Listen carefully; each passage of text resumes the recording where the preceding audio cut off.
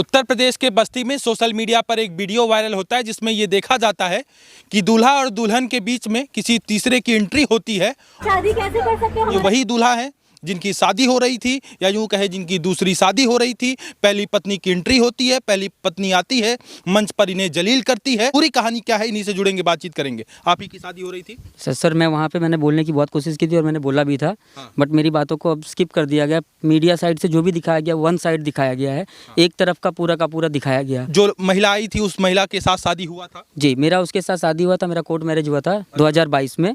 ये लड़की है जिसका मैं फोटो दिखा रहा हूँ, ये वही लड़की है जो आई थी, वही लड़की है। अच्छा, वही लड़की। हाँ, वो मेरे साथ रही थी 2-4 महीना, मेरे साथ में रही। अच्छा। उसके बाद से अपनी मर्जी से वो घर छोड़कर चली गई, अपनी मर्जी से वो घर छोड़कर चली गई। आप पहले उस लड़की को प्यार करते थे? हाँ, हमारा प्यार प्रेम था। यानी कि ये लड़की जिसका नाम रेशमा आप बता रहे हैं? रेशमा सिंह। तो रेशमा सिंह, और इस लड़की से आपको प्यार होता है, आप दोनों लोग शादी करते हैं, आप दोनों लोग कोर्ट मैरिज? हाँ, कोर्ट मैरिज करते हैं, घर वालों की मर्जी से हमारी शादी हो जाती है।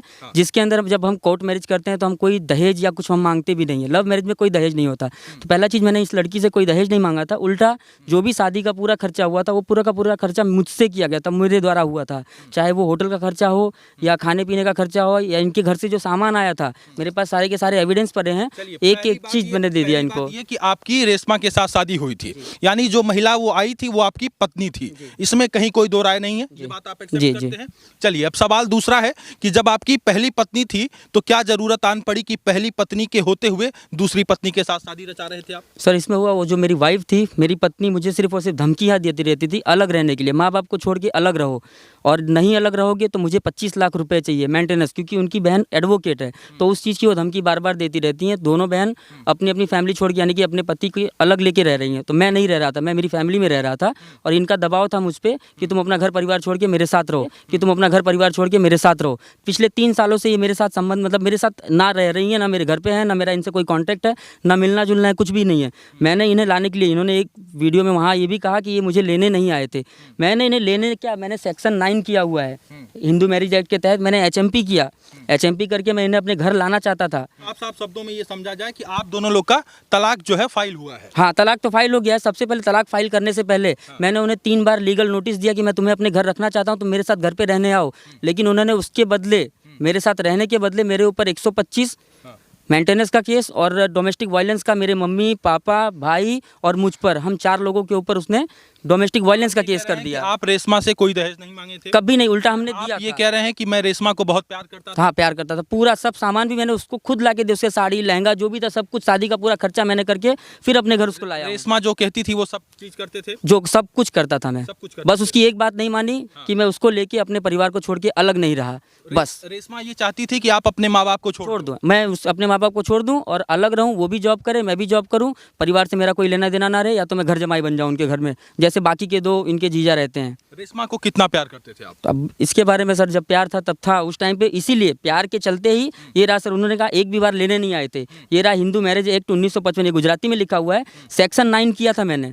सेक्शन 9 का मतलब होता है दोबारा, मतलब घर स्थापित करना। मैंने कोर्ट के थ्रू अपना घर स्थापित करना चाहा, उसको लेने उसके घर भी गया, कोर्ट का आदेश भी था कि जाओ तुम इसको लेके आओ। मैं इसको 2 बार लेने गया पर ये मेरे साथ नहीं आई। उसके बाद मैंने सेक्शन 9 बंद किया।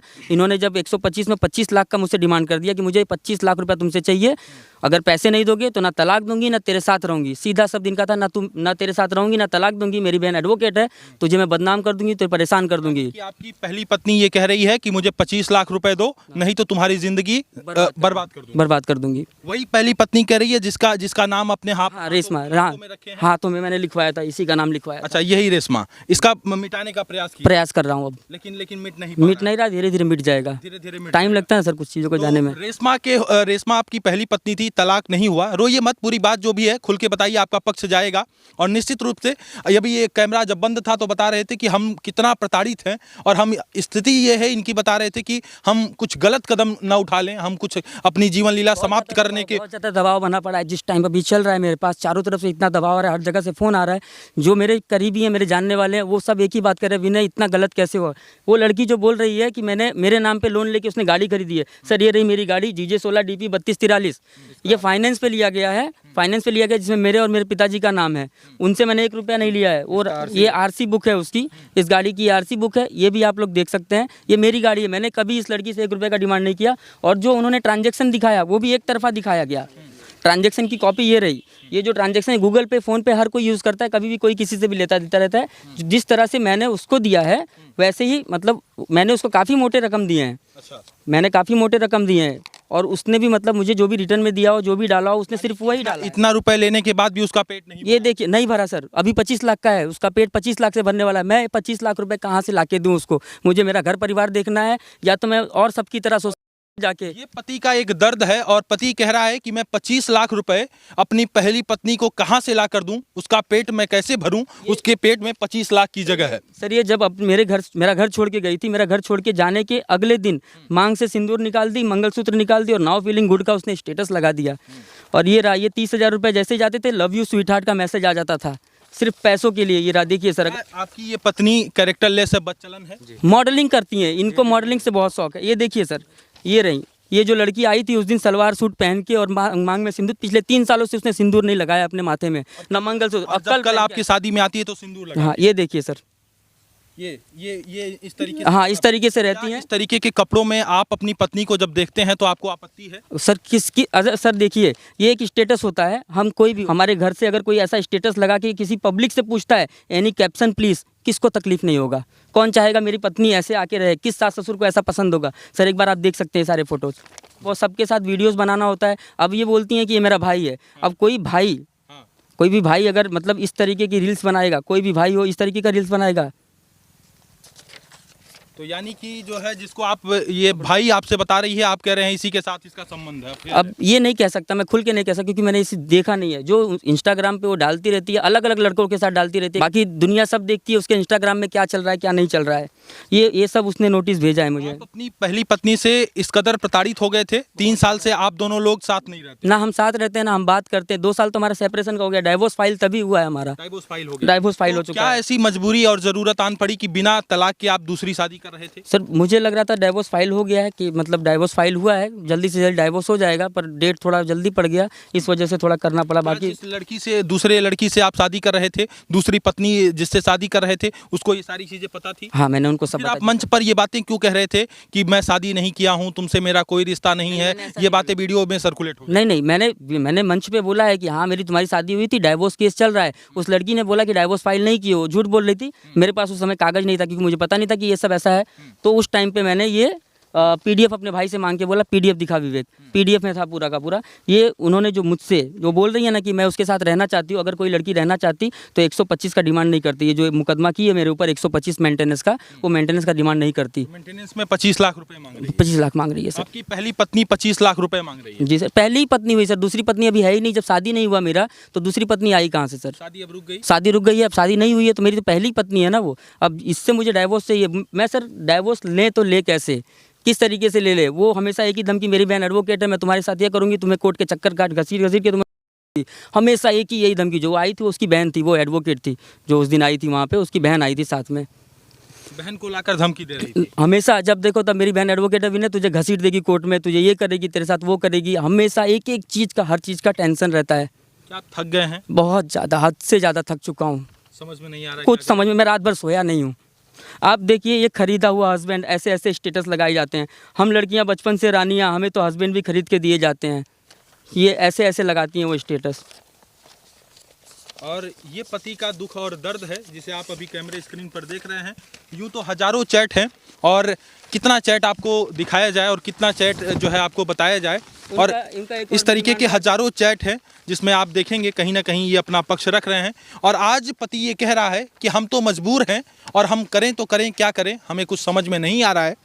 तलाक अभी नहीं हुआ है, तलाक के बगैर जो है दूसरी शादी कर रहे थे और बीच में इनकी पहली पत्नी आ जाती है और उसके बाद मंच पर हंगामा होता है। और हंगामा के बाद अब आपकी पत्नी कहाँ है जो पहली पत्नी थी? वो तुरंत चली गई, वो गुजरात चली गई।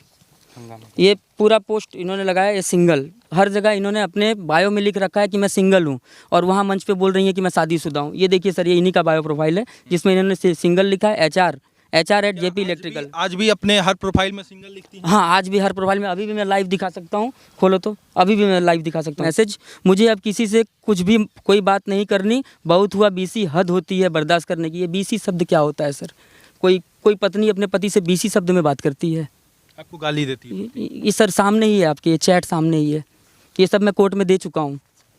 बहुत बहुत ये सर देखिए, अब वो सब करूंगी जो उसे पसंद नहीं था। ऐसे ऐसे स्टेटस लगाते, कौन सी पत्नी लगाएगी और कौन से पति को अच्छा क्या लगेगा। क्या ऐसी चीज थी जो आप उस पे टीका टिप्पणी कर रहे थे, रोक रहे थे पत्नी को, क्योंकि कह रही है कि अब जो मैं वो सब करूंगी जो उसे पसंद मुझे नहीं। पसंद नहीं है, मतलब उनको घर से बाहर रहना है, उनको सोशल मीडिया वाली लाइफ चाहिए, उनको रील बनाना है, मॉडलिंग करना है, उनको मॉडल बनना है। कौन सा पति चाहेगा कि मेरी पत्नी मॉडल बने।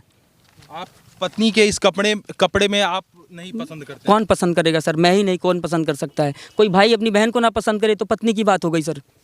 और जब आप इस पे टीका टिप्पणी करते हैं तो वो कहती है मुझे तुम्हारे साथ नहीं रहना। नहीं रहना है, मुझे अपनी मर्जी से लाइफ जीनी है। हम अपने घर से अलग रहेंगे, तुम भी अलग रहो, मैं भी अलग रहूंगी। हम लोग अलग घर लेके रहते हैं। माँ बाप को छोड़ने के ऊपर प्रेशर डाल रही थी। ये आज भी सिंगल लिखा हुआ है, इन्हीं का बायो प्रोफाइल है ये सिंगल, जो मतलब इनडायरेक्टली धमकी टाइप है। जो लड़की बिना शादी के व्रत रख ले वो कुछ भी कर सकती है, मतलब मेरे साथ वो कुछ भी कर सकती है। मुझे सर गुजरात में कईयों से उन्होंने धमकी भी दिलवाने की भी कोशिश की। एक आदमी को फ़ोन कर, मेरे पास रिकॉर्डिंग पड़ा हुआ है, उसने उस आदमी को फ़ोन करके बोला कि विनय को ना है, उसके हाथ पैर तोड़ देने हैं। यहाँ तक किया है उसने, मेरे पास रिकॉर्डिंग पड़ा हुआ है। उस आदमी ने मुझे फ़ोन करके बताया कि विनय वो लड़की आई थी और मुझे मारने के लिए मतलब मेरे को बोल के गई है। और यही कारण है कि आपको जो है पहली पत्नी का तलाक नहीं हुआ, लेकिन दूसरी पत्नी के साथ शादी करना पड़ा। शादी नहीं हुई है सर, मेरी दूसरी शादी नहीं हुई है। दूसरी शादी अब तो नहीं हुई, लेकिन मंच पर हो रही थी। और मंच पे वहाँ पे हमारा जो हो रहा था, वहाँ पे सिर्फ और सिर्फ एक जयमाल स्टेज था। वहाँ शादी का कोई प्रोसेस नहीं हुआ, सिर्फ जयमाल स्टेज तक ही थे हम। उसके बाद शादी रोक दी गई, शादी रुक गई, मैंने भी शादी रोक दिया और लड़की वालों ने भी रोक दिया है, शादी रुक चुकी है। अब आगे क्या करेंगे आप? अब आगे कानून के भरोसे हूँ, देखता हूँ जब अब तलाक मिले, क्योंकि कानून का पता है सबको कि तलाक कब मिलता है। आज मुझे 3 साल हो गया लड़ते हुए, 3 साल से ना मैं अपनी पत्नी के साथ रह रहा हूँ ना वो मेरे साथ रह रही है। हम दोनों 3 साल से अलग हैं। 3 साल से कोई संबंध नहीं। आप सोचिए और 3 साल मेरे निकल जाएंगे, मतलब मेरी ज़िंदगी बर्बाद हो गई। यानी कि लड़की अपने चाल में कामयाब हो गई। या तो मैं मजबूरन उसको 25 लाख रुपए दे दूँ अपनी ज़िंदगी बचाने के लिए। 25 लाख रुपए मैं लाऊँ कहाँ से? जाऊँ चोरी करूँ कहीं? अब जो जिस तरह का अभी चल रहा है प्रेजेंट टाइम का सिचुएशन, मैं रात भर नहीं सोया हूँ। अब इतना प्रेशर आ रहा है मेरे पास, इतना फ़ोन आ रहा है हर जगह से, सब जगह से, इतना मैं बेइज्जत हो चुका हूँ। मतलब मैं करूँ तो क्या करूँ, मुझे कुछ समझ में नहीं आ रहा। मेरे पास कोई रास्ता नहीं दिख रहा है। आप बताइए, मुझे कोई सजेशन दीजिए। क्या जिंदगी बर्बाद हो गई अब सर हो ही रही है ना, हो गई हो या हो रही हो, दोनों यही चल रहा है 3 सर। साल तो इधर बीत गए, अब आप कह रहे हैं कि आगे 3 साल क्या होगा मुझे नहीं पता। नहीं पता सर। अब जब तक तलाक नहीं देगी तब तक आप दूसरी शादी नहीं कर पाऊँगा, ना शादी करूँगा अब। तो मतलब मेरी ज़िंदगी ख़राब हुई। मेरे साथ साथ मेरे भाई बहन हैं, मेरे माँ बाप हैं, सबके यहाँ बच्चे होते हैं, सबको उम्मीद होती है। क्या सारे लोग आपको ही कोस रहे हैं? क्योंकि वीडियो एक तरफा गया और जो देख रहा है वो कह रहा है कि लड़की के साथ इनजस्टिस हुआ। लड़की को आप धोखे में रखे, पहली पत्नी होने के बाद दूसरी शादी कर रहे थे। यही पक्ष लोगों ने देखा, यही दिखाया ही गया, सिर्फ एक साइड का दिखाया गया। जैसे ट्रांजैक्शन वाली बात थी, दूसरा उन्होंने बोला कि लोन मेरे नाम पे लिया है। मैं सर दावे के साथ कह सकता हूँ, इस गाड़ी के अंदर जो मतलब उन्होंने लोन का बोला है, ये नंबर है, गाड़ी नंबर है, आप देख लीजिए गाड़ी किसके नाम पे है और किसने पैसा लिया है। या फिर वो ट्रांजैक्शन दे दें, जो गूगल पे का उन्होंने ट्रांजैक्शन दिया है वो मेरे पास भी, मैंने भी दिखा दिया। अदर और कोई दूसरा जो लाख रुपया बोल रही है, 10 लाख मेरे से लिया है, 5 लाख लिया है, वो 10 लाख 5 लाख का मुझे मतलब दिखा दें, स्टेटमेंट दिखा दें। मुझे ही नहीं, वो कहीं मीडिया पे दिखा दें कि मैंने 10 लाख रुपया विनय को दिया है। जिस लड़के ने पूरे का पूरा शादी का सारा खर्चा कर डाला, 1 रुपया उससे दहेज नहीं लिया। लव मैरिज में कौन सा दहेज होता है सर?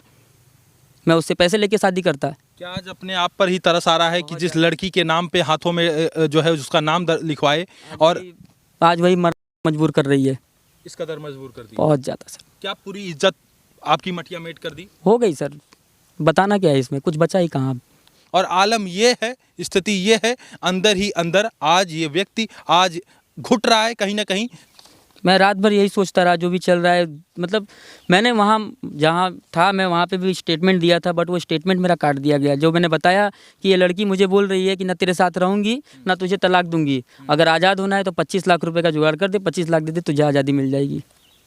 शादी को धंधा बना लिया है सर, आज लड़कियों ने शादी को पूरा धंधा बना लिया है। बस कैसे भी करके लड़के को मजबूर करो और उसके पास से पैसे लो, पैसे निकालो, पैसे लो, पैसे निकालो। उसका कहना एक ही चीज़ रहता है, मेरी बहन तो खुद वकील है, मेरा पैसा नहीं जाएगा विनय कोर्ट में, तुझे तेरा पैसा जाएगा, तू परेशान होगा, तुझे घसीट दूंगी कोर्ट में। तो आज आप पिंजड़े में फंस गए हैं? फंसा हुआ हूँ सर। आज मैं ही नहीं, मेरे जैसे बहुत सारे लड़के फंसे हुए हैं ऐसी लड़कियों के चक्कर में। आज़ाद होने के लिए 25 लाख 25 लाख चाहिए, आज़ादी का इतना बड़ा अमाउंट है 25 लाख रुपया, कोई आदमी कहाँ से लाए। अब ये कह रहे हैं कि यदि मुझे आज़ादी चाहिए तो मुझे 25 लाख रुपए का इंतजाम करना पड़ेगा।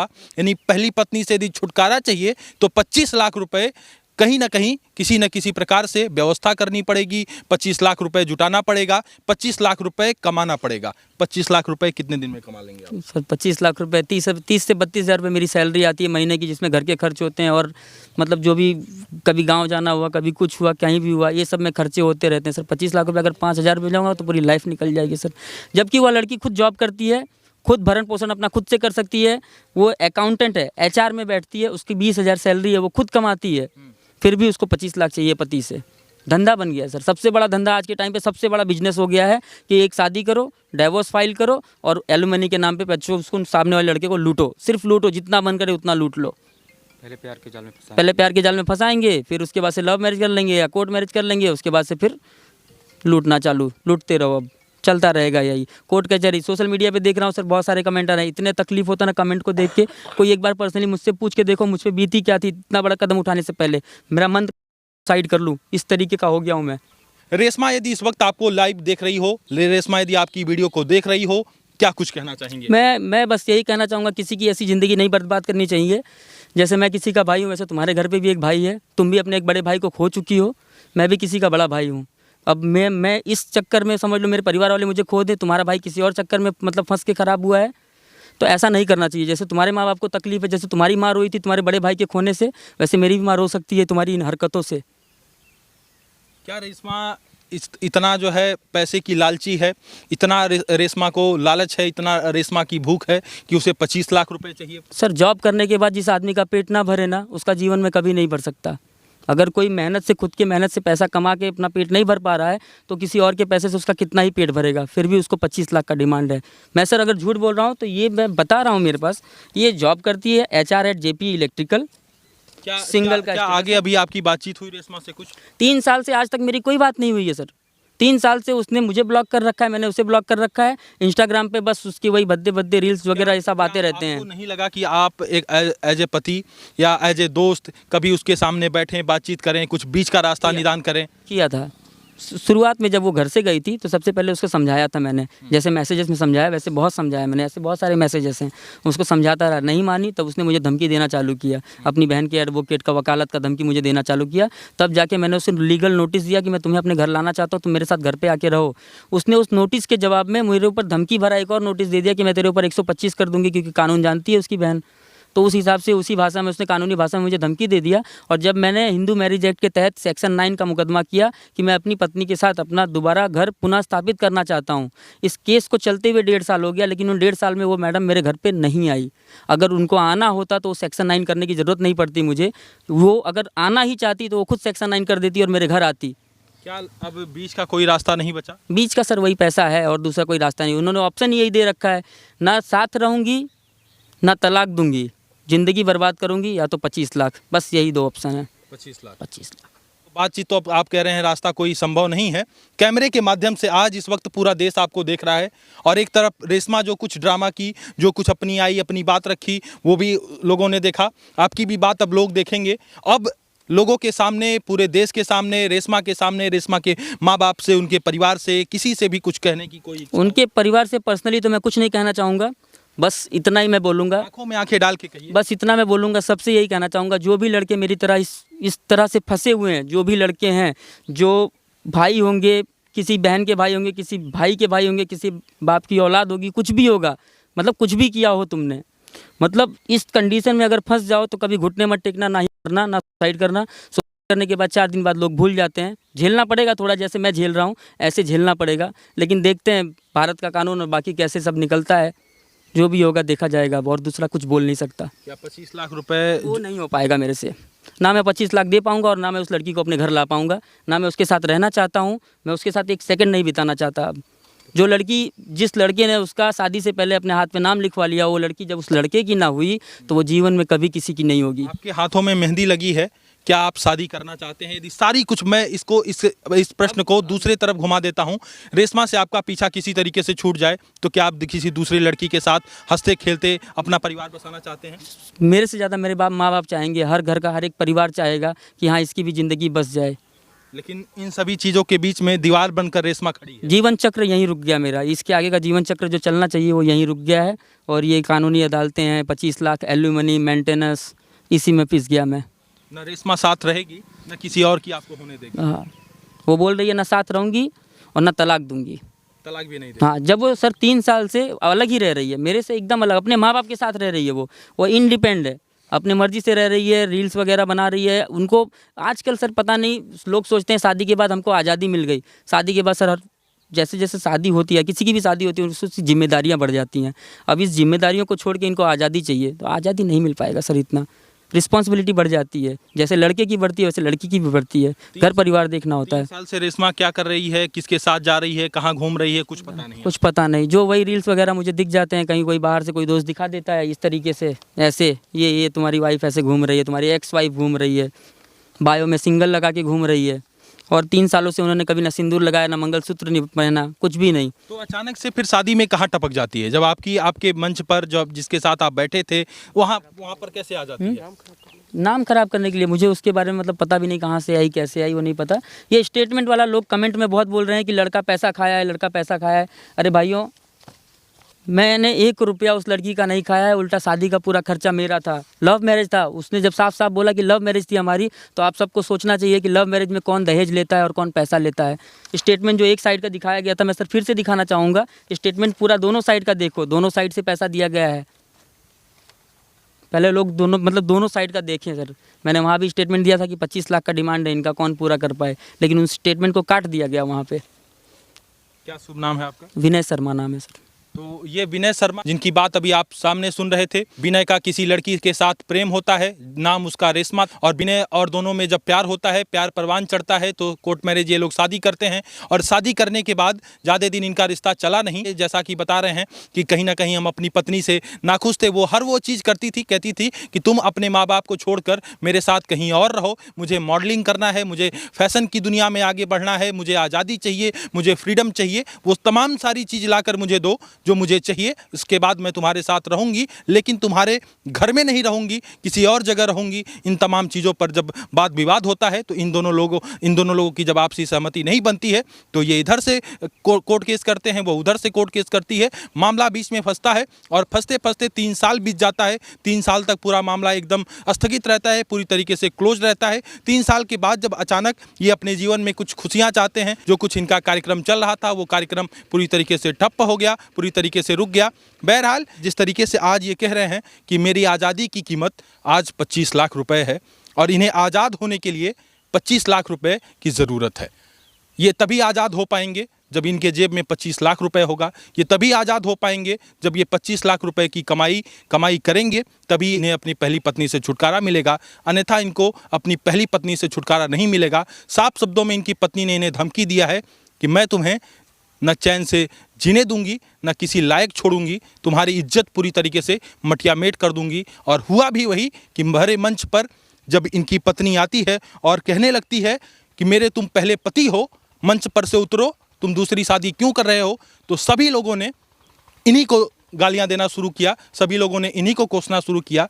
बहरहाल, आपकी नज़र में इनकी भूमिका और इनके पहली पत्नी की भूमिका, उसके बाद जो दूसरी शादी हो रही थी उसकी भूमिका, कैसे क्या कुछ है, कमेंट में अपनी राय हमें ज़रूर लिखिएगा।